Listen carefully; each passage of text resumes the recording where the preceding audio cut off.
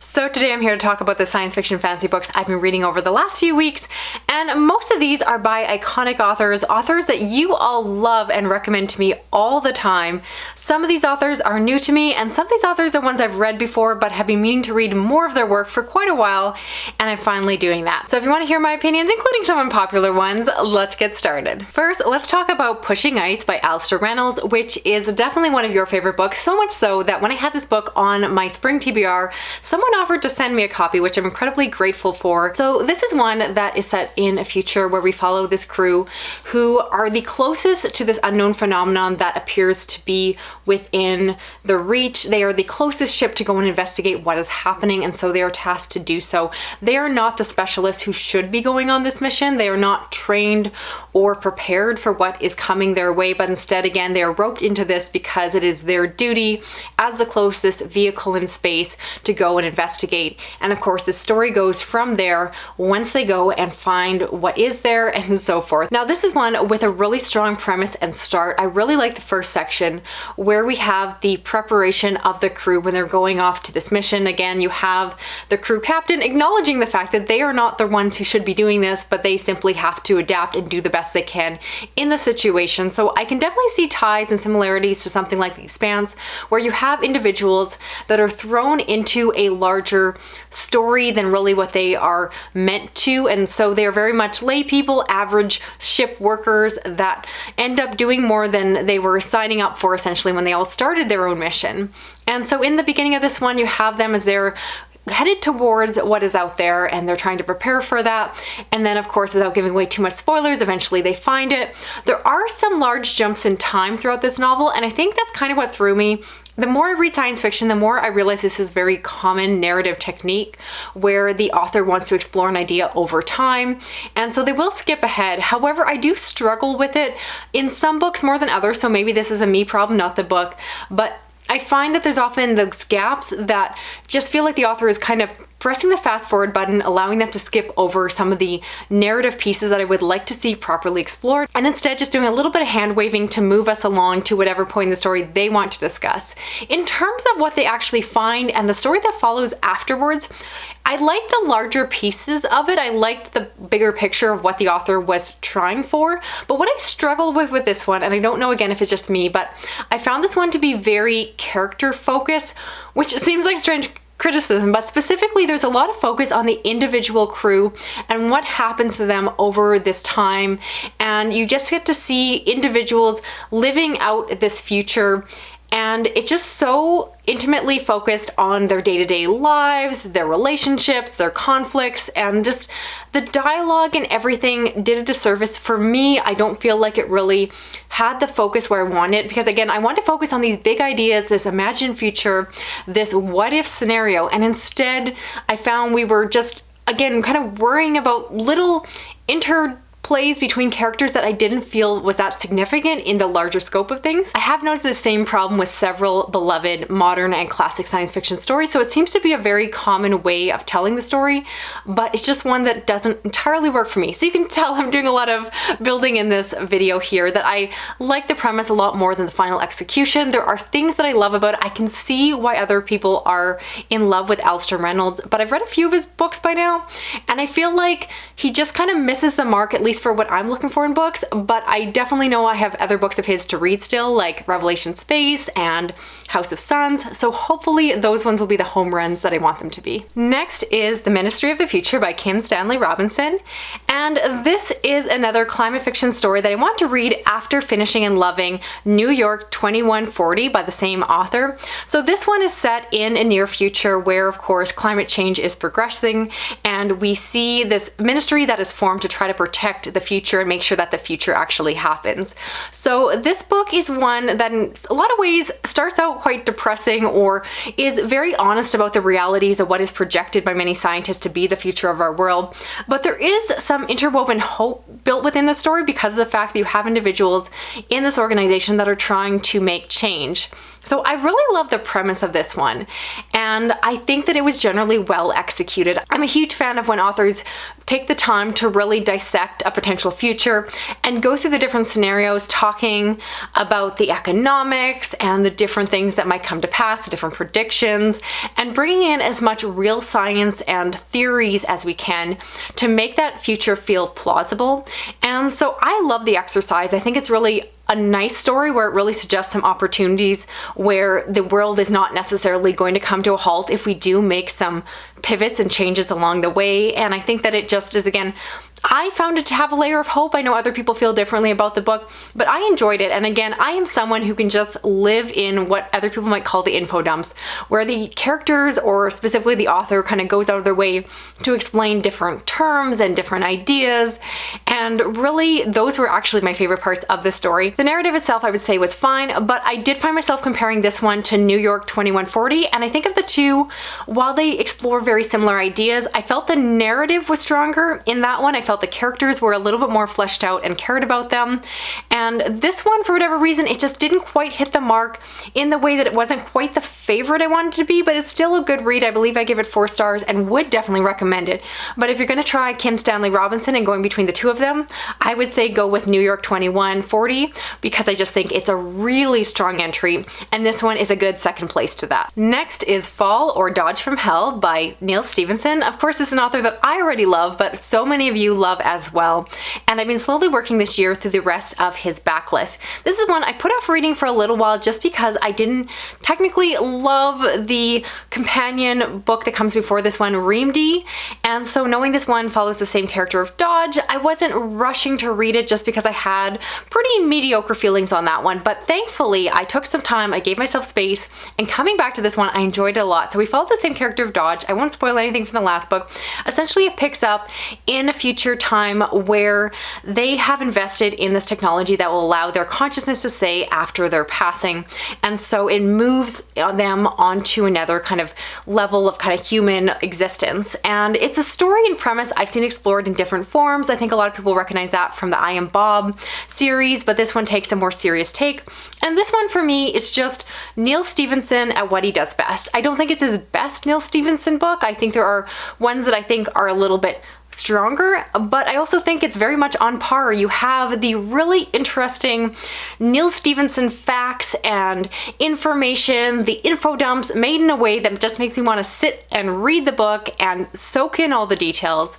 I thought it was just quite interesting. I struggled in the last book of not finding Dodge to be the most interesting character, and while that is still technically the case, the story around Dodge in this one is so much more interesting and just felt a little bit more cerebral, high level, and exactly what I'm looking for. Once again, it's a long book, but so worth the investment. I don't think I have much left to read by Neal Stephenson, at least in terms of his strictly science fiction books. I have to look at my list, but definitely he is a favorite of mine, and I can see why he's a favorite of yours. I love his work, and I cannot wait for his new book to come out later this year. Next, I finally read Starship Troopers by Robert Heinlein, and this is my first time reading Heinlein. I know several of you have been recommending him to me for years.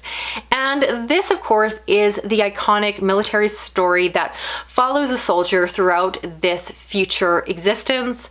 And it's one that I vaguely knew the premise of going into because it is so well known. I have not seen the movie. I've heard it's quite different, and I am curious now to watch the movie simply because everyone seems to really love the movie, or most people do. I know I got at least one negative comment about the movie, but most people seem to like the movie but say it is incredibly different from the book. I understand the book in comparison is a lot more serious in tone, and I think that's where I didn't entirely love the book, simply due to my own personal taste rather than a criticism of the book itself. So this book, I believe, actually gets in a lot of hot water surrounding the portrayal of war and militarism, and for me, I would say that it definitely focuses on those aspects and those themes, but not any more than I see other military themed science fiction do. I know that there are others that perhaps are more of a critique, but for this one, I think it was just a really honest portrayal of military life, and specifically very narrowly, intimately focused on this soldier. And I think that this is something that, again, I appreciate what the book is doing a little bit more than I enjoyed it, simply because I found when it comes to military science fictions, the one that I love best tend to be the ones that are really big in scope, where I love the overarching look at the whole military situation and the high level looking at strategy in terms of placement of ships and what assets to protect and things like that. Instead, this one again focuses on the individual life of a soldier a lot more, and it's just not the piece of war that I find to be the most compelling. I think it is just a story that is told so many times. And again, I think my husband would like the story a lot more than I would, because he loves things like Band of Brothers that focus on those, you know, more intimate details of what it is like to be in those situations. I could definitely see inspiration from this book being pulled into more modern iterations of the genre. So things like Ender's Game really felt reminiscent of this, which of course was written first. And so I'm glad I read this book for its place in the genres. I am trying to do more of a deep dive into military and science fiction to eventually do a full recommendations video on the topic. And I knew I couldn't tackle the topic without doing this one. And so I'm glad I've read it. I didn't love it as much as I wanted to, and it wasn't for the political reasons that seem to be the major criticisms of this book. Just simply, it's the kind of book that I think has a hard time getting a 5-star rating from me, just based off my taste and preferences for other books that deal with military science fiction in a similar way. So I will definitely read more by Heinlein. I'm not turned off in that way. I didn't mind his writing, so let me know what I should read next. Next, let's talk about Two Like the Lightning by Ada Palmer, which is the first book in a series. I've only read the first book so far. And so this is a series that is set in a far future, so I believe in the 2400s, where we have moved past a lot of the challenges of today. So we have supposedly reached a golden age. However, in order to do that, there's a lot of censorships that happen. There is a move to go away from religion and other things that are seen to be divisive. And supposedly we're moving into more of a utopian era, but as is always the case with science fiction, this book then plays a criticism of what we appear to desire in this future and see what challenges, what obstacles, what actual issues might arise as we attempt to get rid of the imperfections as we perceive them to be in society. So I think the book is incredibly smart. The author, I am definitely interested in reading more by them, both in this series and anything else that they publish afterwards. I intend to come back and do a full series review, because just reading this first book, I don't feel like I can fully grasp or give you my full understanding of where this book and series is going based off what I've read so far. It's a kind of book and series I can see myself rereading, and again, we'll probably do that before I come back to give you more detailed thoughts. But the world is lush. It just feels very creative and different. The narrative is incredibly distinct. If you've seen other reviews, I'm going to echo their opinions that the narrative focus talks to the reader itself, which can be very off-putting if that's something that bothers you. The narrative in general also just has a stylistic tone that to me felt very reminiscent of something of olden days. So this book in many ways read more like historical fiction than futuristic fiction, even though of course it is, just in the way it is told, where it's almost coming back to a time of simplicity, and the scholarly language used is very surprising in a book that is labeled and definitely is science fiction. So it's a book that felt very out of the box, very fresh, very different, and again, it is building towards a larger thing. Within the story, we specifically follow it from the perspective of a character named Mycroft, who is a civil servant within this world, and of course, he gets pulled into a larger plot. There is more going on, and the story goes onwards. Very strong start, highly recommend from what I've read so far, and I will let you know as I keep going with the series. Next, let's talk about Lake of Souls by Leckie, which is a collection of short stories that I've received from Orbit. It is coming out, or has come out in April as I record this, and so this is a collection of short stories. It's divided in 3 sections. So the first, I believe, are individual short stories that are not tied to any of the author's other universes, and so they very much are meant to stand on their own. There also is a section that is tied into the Imperial Radish series, which is the series that starts with Ancillary Justice, and then there's also a series of short stories at the end that tie in with Raven's Tower. Now, I have not read Raven's Tower, their fantasy book, and so I did look at those stories, but I don't feel I'm in a place to really give detailed reviews on how much they tie into the larger world. I did, of course, look at the other ones. So for the original ones, I was honestly quite underwhelmed. For ones that are meant to be a standalone and have to, again, stand on their own without having already affection and feeling of love for another pre-existing series, I felt that they were kind of weak and not very memorable. Keep in mind that I'm not someone who adores short stories for the sake of short stories, but coming off the coattails of having just read Section Lou's short story collections, these ones really paled in comparison, which maybe is an unfair thing to say, but I was underwhelmed, and Leckie is an author that I want to love, but I found these ones to be a little lackluster and just not saying as much as you would expect in a short story that really needs to pack a punch and be memorable for the pages that you get. From there, I did go on to read the ones tied to the Imperial Radish series, and I like those ones somewhat, but again, most of my affection came from the original series. You could read them without the original series. They're not too closely tied in, but having read at least the original trilogy, not the companion novel at this point, I found that the short stories didn't really add anything, which again found myself comparing it to things like the Machineries of Empire short stories that completely add more layers to the characters and world building in that universe. And I really found these ones very pale. They are stories that technically take place there, but I don't feel that they're really adding to my understanding and expanding the world in any meaningful way. So if you can tell, I was really underwhelmed by this short story collection, and Leckie again is an author I want to love everything that they write. And while I definitely love the original Imperial Radish series, I don't think that these ones really offer anything new, and I don't plan to reread this one. So that's it for this video here. I'd love to know of the books I talked about, which ones are you planning on checking out for yourself? And please let me know who is one of your favorite fantasy or science fiction authors that you want me to read and review for a future video.